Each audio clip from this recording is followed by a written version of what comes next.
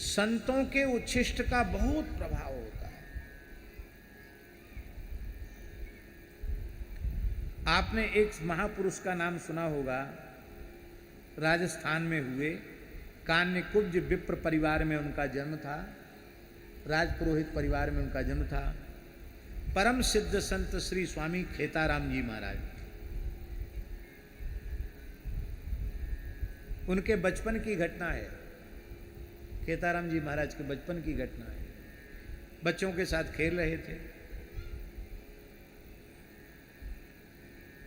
13-14 साल की उम्र रही होगी।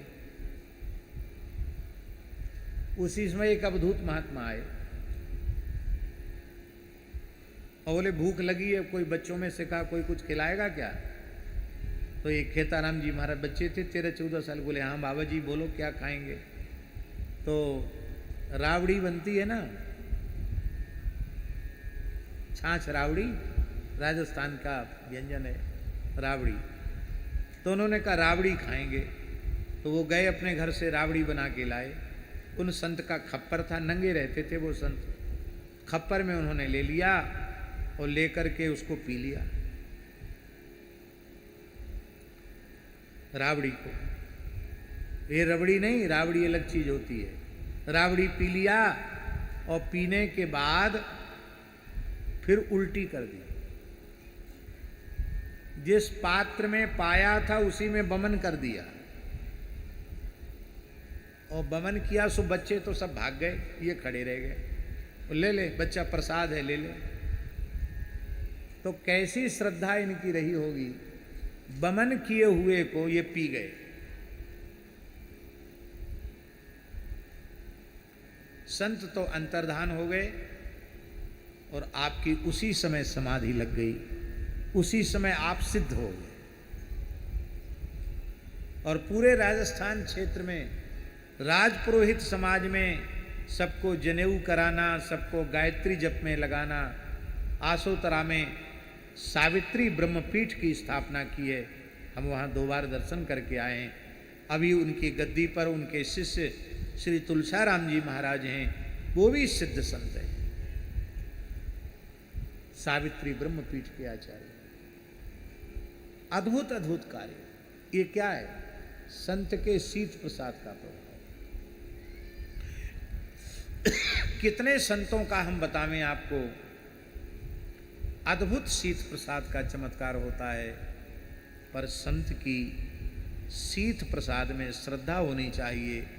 तो सकृत्स्म भुंजे तत्पास्त किलविषा, मेरे सारे पाप नष्ट हो गए और भागवत धर्म के पालन में मेरी रुचि उत्पन्न हो गई।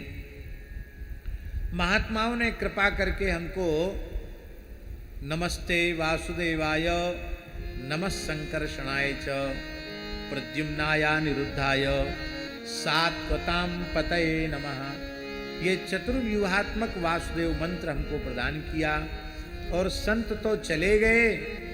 कुछ समय बाद सर्प के डसने से मेरी माता की मृत्यु हो गई और मैं रोया नहीं अपनी माँ के मरने के बाद भी। माँ का संस्कार करके उत्तराखंड की ओर चल पड़ा।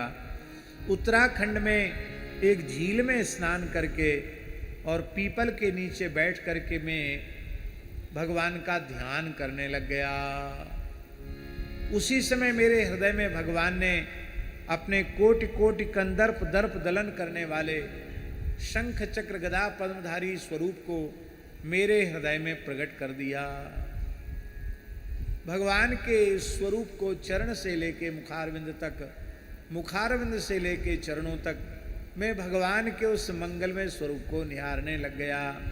भगवान मंद मंद मुस्कुरा रहे हैं। भगवान के नेत्रों में करुणा का समुद्र उद्वेलित हो रहा है।